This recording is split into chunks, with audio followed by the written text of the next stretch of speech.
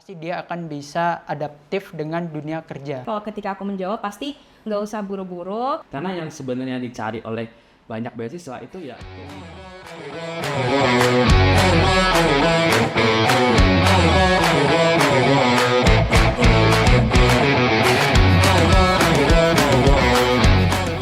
Halo semua, perkenalkan nama aku Nadifa Bilki Syahira, biasa dipanggil Diva.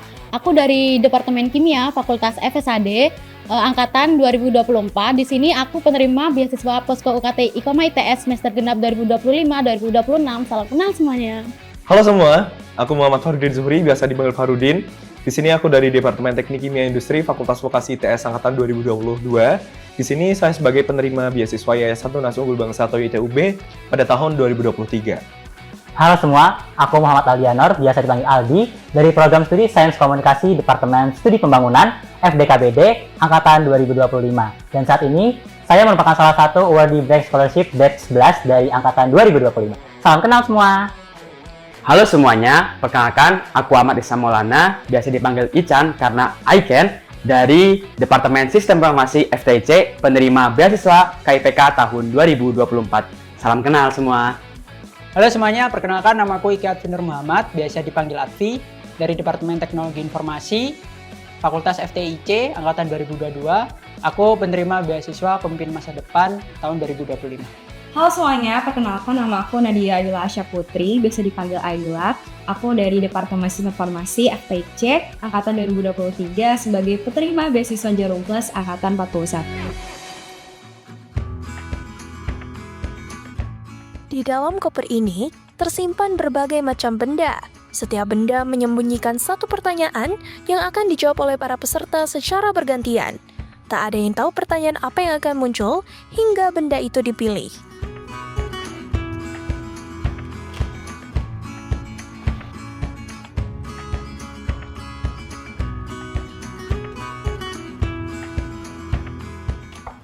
Sebagai mahasiswa ITS, gimana rasanya ada di dalam circle penerima beasiswa ini di ITS? Ada nggak kemudahan atau dukungan khusus dari kampus saat proses pendaftar?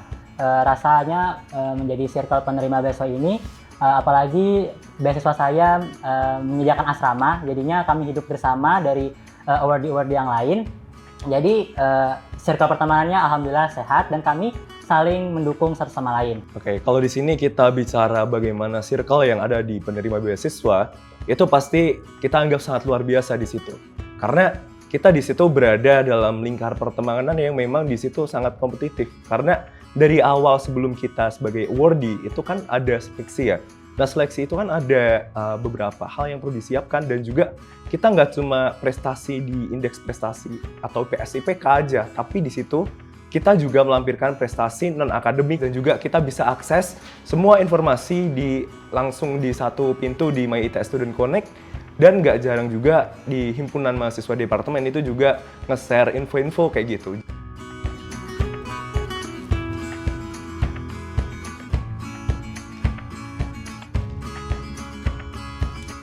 sejak menjadi bagian dari penerima beasiswa ini, apa sih dampak paling signifikan yang kamu rasakan pada dirimu sendiri selain finansial?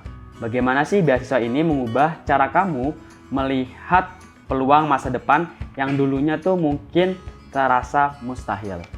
Dari beasiswa ini aku bisa aktif gak hanya di akademik, yang mana IPK aku alhamdulillahnya lumayan bagus, tapi aku bisa aktif juga di luar. Sebagai contoh, kegiatanku di ITS itu aku ikut beberapa kepanitiaan, itu dari Staffli Grigi, terus Staffli Elites, terus RDK, dan lain sebagainya. Aku tuh berangkat di ITS sendiri. Maksudnya dari SMA aku itu nggak ada sama sekali yang kuliah di ITS. Jadi alumni pertama lah. Istilahnya tuh kayak berjuang sendiri kayak gitu. Nah lewat beasiswa ini, itu aku investin di kompetisi karena risetku awal ketika ikut lomba itu ya pakai beasiswa ini sampai jadi mungkin di kompetisi ya itu investasi itu sangat penting karena kalau kita ikut kompetisi nominal yang paling besar itu aku dapat 45 juta padahal modalnya itu nggak sampai 6 juta. Beasiswa ini yang ngebuka pintu sampai di mahasiswa berprestasi tingkat nasional kayak gitu.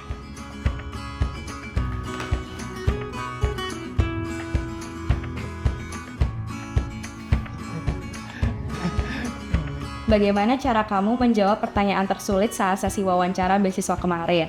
Tips dalam menyiapkan diri sebelum wawancara dan kunci untuk lolos beasiswa.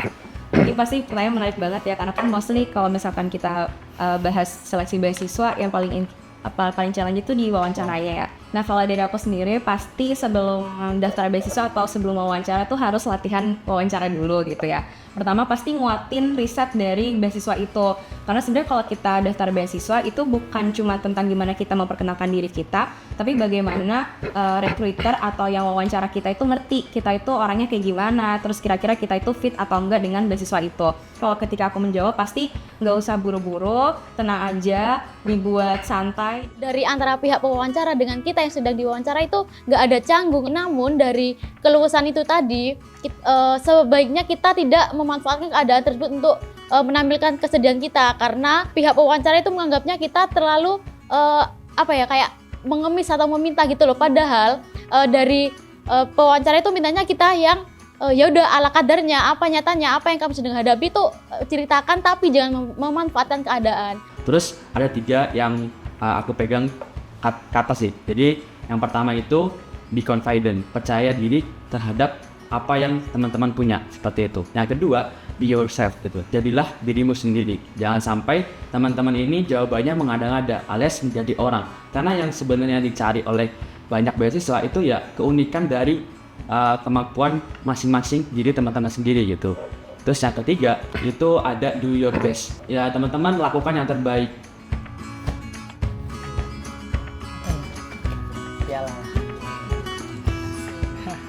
Pertanyaannya, seberapa besar beasiswa ini membuka pintu akses karir atau magang di perusahaan mitra? Saat ini posisiku adalah sebagai seorang intern juga, ngerjain tugas akhir di Pelindo Jasa Maritim Bima. Dan kemudian aku tanya terkait feedback kenapa aku bisa diterima. Dan beliau menjawab bahwa salah satu alasan kenapa aku bisa diterima di tempat magang tersebut adalah karena aku seorang pemimpin pada saat itu. Jadi karena posisinya adalah menjabat sebagai ketua ITSIV, beliau melihat bahwa jabatan yang notabene adalah memimpin suatu organisasi itu pasti dia akan bisa adaptif dengan dunia kerja. Alumni dari Black Scholarship khususnya di region Surabaya itu banyak sekali mereka yang internship, ada yang di Jakarta, ada yang di Surabaya, bahkan ada yang internasional. Nah, dari beasiswa itu yang bawaku salah satu aspek ya mungkin yang dilihat dari HR, sehingga aku bisa diterima di PT Kilang Pertamina Internasional sebagai proses engineer internship ya di PT KPI. Nah, teman-teman ini salah satu sosmed selain IG, TikTok itu kalian bisa update CV atau lain sebagainya itu lewat LinkedIn. Jadi HR itu yang reach out, kalian nggak perlu cari kerja gitu.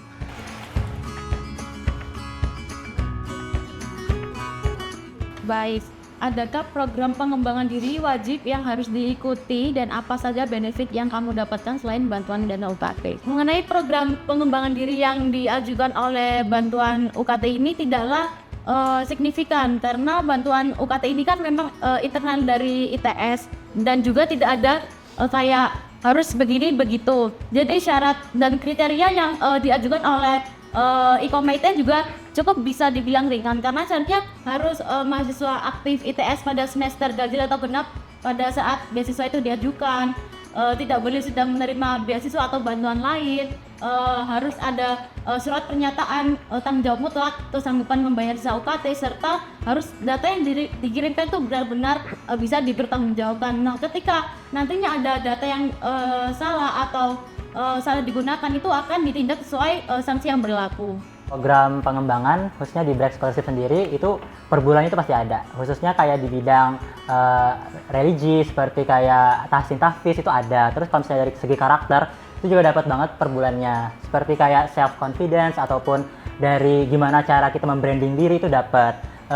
Baru saja sekali ada program dari Black Scholarship khususnya YBM Pilihan, yayasan dari Black Scholarship sendiri itu mengadakan program yang namanya tuh Quran Camp. Nah itu ada gabungan gitu loh dari batch-batch sebelumnya. Saya tuh batch 11. Nah nanti kumpulnya tadi tuh dari batch 8, 9, 10 sampai 11. Nah jadi di sana tuh kumpul awardee dari UNER, dari ITS. Nah dua universitas itu untuk melakukan sebuah kegiatan khususnya di bulan Ramadan seperti ini. Nah, aku ini aja. Kayaknya udah ketebak sih pertanyaannya apa ini. Biasanya punya syarat IPK minimalnya ketat. Bagaimana ritme belajarmu di ITS supaya tetap bisa aktif di organisasi, tapi target nilai dari beasiswa tetap aman terkendali. Kebetulan aku pakai metode dari Eisenhower Matrix. Ini mungkin teman-teman di sini juga udah pernah pakai gitu. Jadi ada 4 kuadran teman-teman, yaitu mendesak penting, terus mendesak tidak penting, terus tidak mendesak penting, sama tidak mendesak sama tidak penting. Itu cara kita untuk bisa membagi skala prioritas. Just information, sebelumnya aku ini kaum deadliner guys, tapi suatu ketika aku ditabrak dengan 4 praktikum dalam 1 minggu, itu yang bikin aku kapok, udah nggak menjadi kaum deadliners. Dan sekarang aku juga lagi memperbaiki cara belajar aku dengan bikin to-do list. Jam segini sampai jam segini aku harus ngapain. Kalau misalnya ada tugas itu wajib diselesaikan terlebih dahulu, khususnya apalagi yang deadline dekat-dekat itu ya dikerjain terlebih dahulu teman-teman. Untuk misalnya nggak ada tugas itu belajarnya itu yang penting kita ada buka buku. Yang penting selama 10 menit, 15 menit, yang penting kita ada belajar. Tips yang bisa aku kasih adalah harus punya self awareness yang tinggi. Self awareness itu meliputi apa aja? Pertama, pola belajar kita harus ngerti secara utuh ya, kita tuh bisa belajarnya tuh kayak gimana. Jadi dengan kayak gitu, misalkan nih kita cuma punya waktu sedikit, tapi ketika kita ngerti cara kita belajar itu kayak gimana, akhirnya kita bisa maksimalin potensi yang kita punya. Jadi belajarnya juga tetap bisa maksimal. Terus yang kedua, yang penting adalah kita harus ngerti kapabilitas kita tuh seberapa, dan kita harus ngerti limitasi diri kita tuh gimana. Karena bagi aku, kalau kita punya banyak kegiatan itu bukan tentang kita menjadi orang yang sibuk, tapi gimana kita manajemen energi yang kita punya, dan juga bagaimana kita tuh bisa berdampak di tempat yang kita ikuti.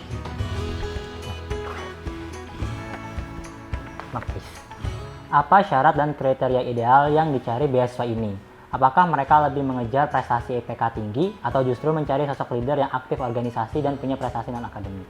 Beasiswa Brain Scholarship ini teman-teman, syarat kita untuk tetap lanjutin beasiswanya itu kita harus mempunyai IPK yang namanya 3,00.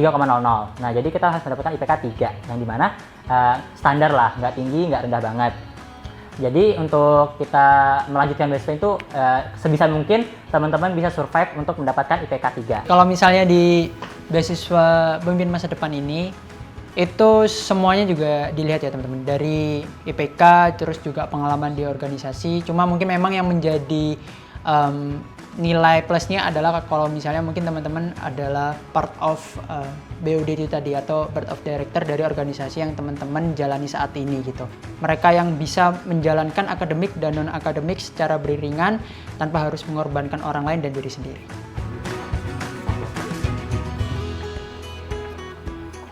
Sebelum lolos beasiswa sekarang, apakah kamu pernah mengalami kegagalan beasiswa lain? Bagaimana cara kamu bangkit dari rasa kecewa tersebut? Oke, kalau aku banyak ya, nggak terhitung ya berapa kali gagalnya. Kalau misalnya 4 kali nih daftar terus gagal. Nah, kalau misalnya kita menyerah, kita nggak tahu yang kelima ini apakah akan berhasil atau enggak. Makanya itu walaupun mendapatkan kegagalan, tapi tetap kita coba terus sampai waktu itu tidak mengizinkan kita untuk mencoba lagi beasiswa tersebut. Change is not always easy and it is not always simple.